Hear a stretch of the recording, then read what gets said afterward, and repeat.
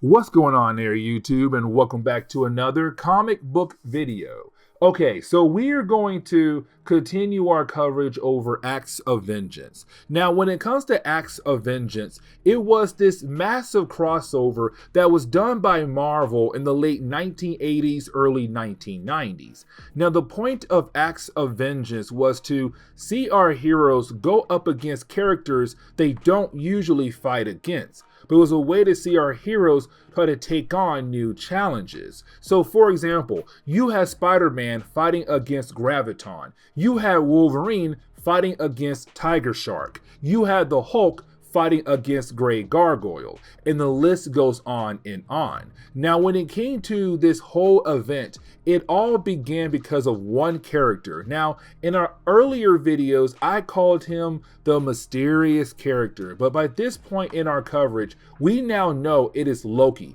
Loki decided that the heroes of Earth are always standing in his way, and he wanted to get rid of them. But he also realized he couldn't do it on his own. But at the same time, the different characters that he was recruiting would most likely lose if they go after the same heroes they always attack. And so he told Magneto, Doctor Doom, Kingpin, Red Skull, and other characters, why don't you guys go after people that you don't usually fight against? Because then most likely that hero will not be able to overcome your battle and you might win. And then all the Earth heroes will be out of our way. That was his master plan. Now, today's video is going to contain a lot of small battles where they're not really important for the overall story of Acts of Vengeance, but at the same time, I still want to cover them just in case there's anybody out there who might like these stories. Now,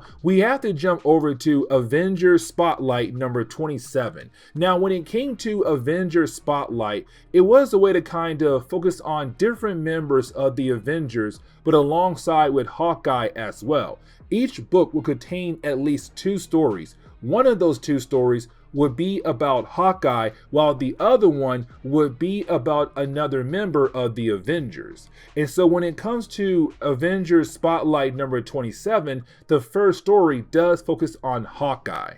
And so getting into today's video, we actually pick up with Boomerang. Now, when it comes to Boomerang, he is currently attacking a building that belongs to Stark Enterprises. Now, the reason why he is attacking this place is because he wants their camera footage. Because a while back, another character was here, better known as the Ghost. And when it comes to Boomerang, he was hired by Justin Hammer to go find the Ghost and most likely bring him over to Justin. Now, here's the thing.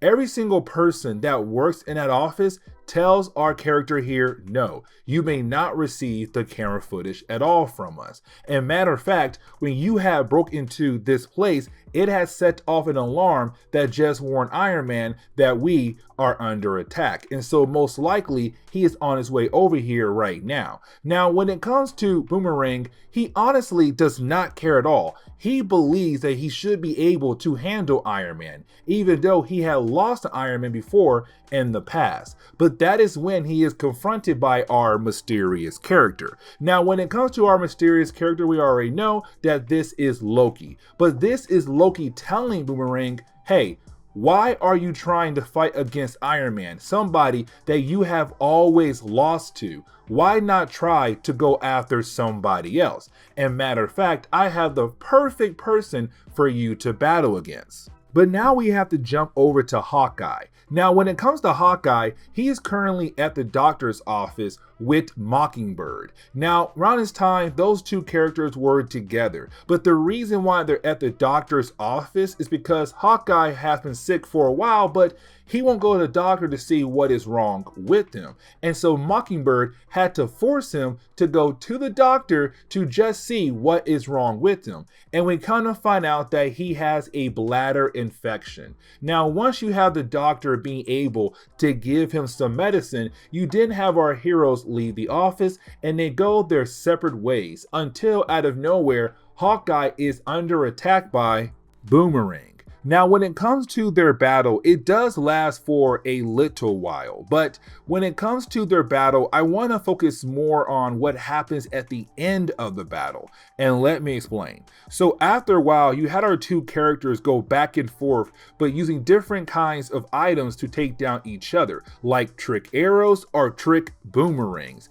and their items began to do a lot of property damage around them, buildings catching on fire, cars exploding, and the list goes on. And so once you have Hawkeye being able to save a few innocent people, but to also be able to take down Boomerang, you didn't have innocent people be very upset with Hawkeye because now their home is on fire or their car is completely destroyed, thanks to his battle. And around this time in Marvel Comics, you had the American government trying to make a new law where all superheroes would have to register and work most likely for the government.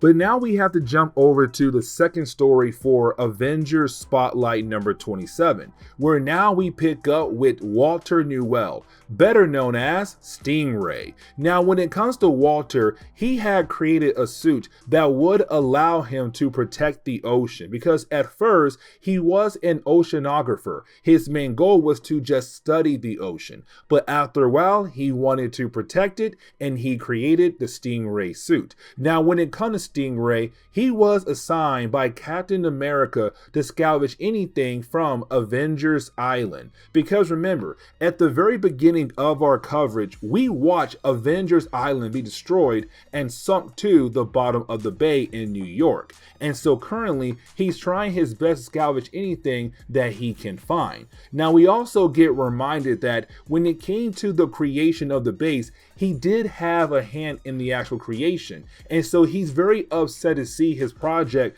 just basically fail and now being at the bottom of the bay. Now, while he's trying to salvage for different things from the base, he does enter a room that was used by the Avengers to hold on to different robots that they have fought against in the past. But apparently most of the robots have disappeared. Now, when it came to Stingray, he felt like he should inform other members of the Avengers, but unfortunately he is attacked from behind. And so we kind of find out that he was not alone. That matter of fact, he was working alongside with characters like Moondragon, Black Widow, Firebird, and Hellcat, the reserve members of the Avengers. Now, when it comes to our Avengers, they were just trying to salvage things from Avengers base, but they were able to get the call from Stingray, and they're trying to figure out what happened to him while he was under the water. And so you didn't have Firebird fly down there to see what was going on, except as soon as she gets down there, she is quickly sent right back up to the surface, flying away. And that is when we come to find out that Stingray was attacked by a character known as Awesome Android. Now, when it comes to Awesome Android, he has the ability to take different characteristics that make them special in their own way. So for example, when it comes to Awesome Android, he was able to copy Stingray's suit. And when it comes to Stingray's suit, he is allowed to move very fast in the ocean. He's able to glide. He's also able to handle underwater conditions very easily. And so when it comes to Awesome Android, he took all those different kinds of characteristics and add them to himself. Now, when it comes to Awesome Android, he also takes on the different powers of the different characters like Moondragon, Firebird, Hellcat, and Black Widow to make the battle even more difficult. And so you have our heroes wanting to call him back up. But this is Acts of Vengeance, guys. And so almost every other hero they can call on is busy at the moment. And so unfortunately, the reserves have to handle Awesome Android on their own. But the question is, can they actually do it? But luckily somebody did answer the call, and that would be Captain Marvel. Now, when it comes to Captain Marvel, around this time it was actually Monica Rambeau. But either way, she did answer the call, but she already knew what to do to bring down the Awesome Android. And so she goes to the bottom of the bay to find a device that most likely Tony Stark left behind, and he did. It's better known as the stasis field projector. Now, when it comes to the stasis field projector, it has the ability to shut down the awesome android. And so once it had enough power, you didn't have Monica Rambeau use it on the awesome android to shut him down. Bam. Just like that, the story is over. And that is Avengers Spotlight number 27. But now we must jump into Avengers West Coast number 53. Now, when it comes to Avengers West Coast, this was really more the B team of Avengers, unfortunately. But I do want to start off to remind you guys that, remember, when it came to Acts of Vengeance, the whole idea was that Loki recruited different villains who were just tired of always losing to the heroes.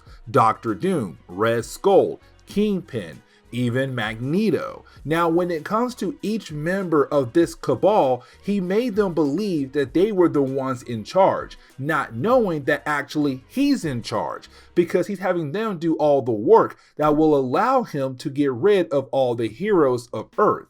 And so as we dive into Avengers West Coast number 57, we pick up with Loki still pretending to be somebody else, but now talking to Magneto. Now, when it comes to Magneto, he does not really care about the idea of heroes losing to super villains. He looked at this opportunity as a way to help out the mutant race. That's his main goal. That's the only thing he cares for. But either way, Loki knows that he can still use Magneto to help him achieve his ultimate goal, to get rid of the heroes of Earth.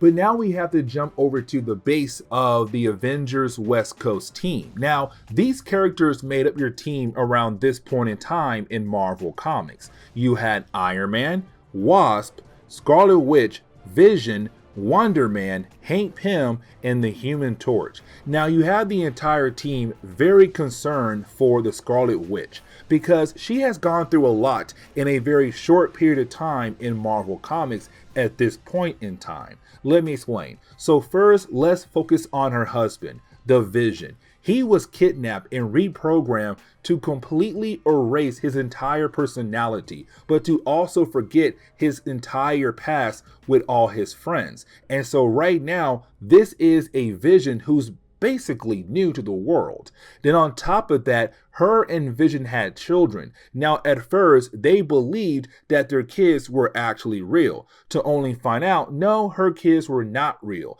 that she used her powers to create the kids, but then they were also taken away. And then on top of that, guys, gets worse, she was brainwashed to become a bride for Set. And that took place in Atlantis Attack, a Marvel event we did not cover yet. And so with all those things happening at once, she has gone through so much that now she's just unresponsive. She's just sitting there and not saying anything to anyone at all. Now, we also learned that when it came to the Vision, his whole personality was built off the brain patterns of Wonder Man. And so you have Wonder Man saying, you know what, Vision? I am going to allow Hank Pym to copy my brain patterns once again so that we can have you the way you were before you were kidnapped. And maybe that can help out Scarlet Witch. Except you didn't have the Vision say no. He does not want to do that at all.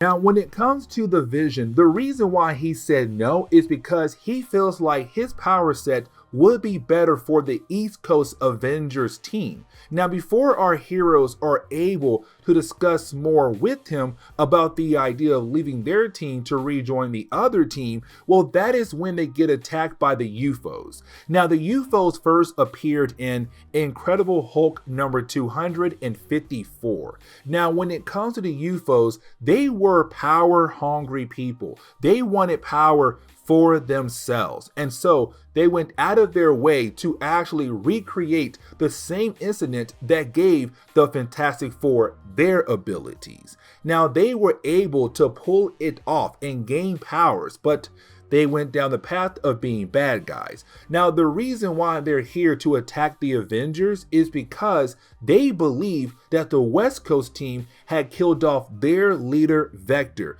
who's not here at the moment in this battle. But either way, our heroes are not able to overcome the powers of the UFOs, but they realize the one person who could really help them is the Scarlet Witch. But the problem is she's unresponsive. And so you didn't have our heroes lie to her and say, hey, Wanda, I want to let you know that your husband, the Vision, is in trouble. Now, as soon as she hears that, she believes that the Vision has gone back to normal. And matter of fact, he does change his appearance to look the way he did before he was kidnapped, to trick her into believing that he is okay, even though he is not okay at the moment. But either way, she does join in on the battle. Now, this chapter does get wrapped up very quickly here, and let me explain how. So while you have our heroes fighting against the UFOs, well then Vector appears. And remember, they believed that Vector was dead, but here he is right now alive and well. And so you have Vector tell us, the readers, that when it came to the UFOs, when they have broken out of prison, they were supposed to meet up somewhere else in a few days. Except when it came to the other members of the UFOs, when they had arrived at that base, the base was wrecked. But they also found footage of the Avengers killing off Vector. And that what made them believe that Vector was dead. Except after they had left to go get revenge against the Avengers, Vector arrived. And he also saw the footage as well and realized that his team was tricked. And so now you have the UFO saying, you know what, we were played. And now we have to find out who had played us. And so you have the UFOs leave.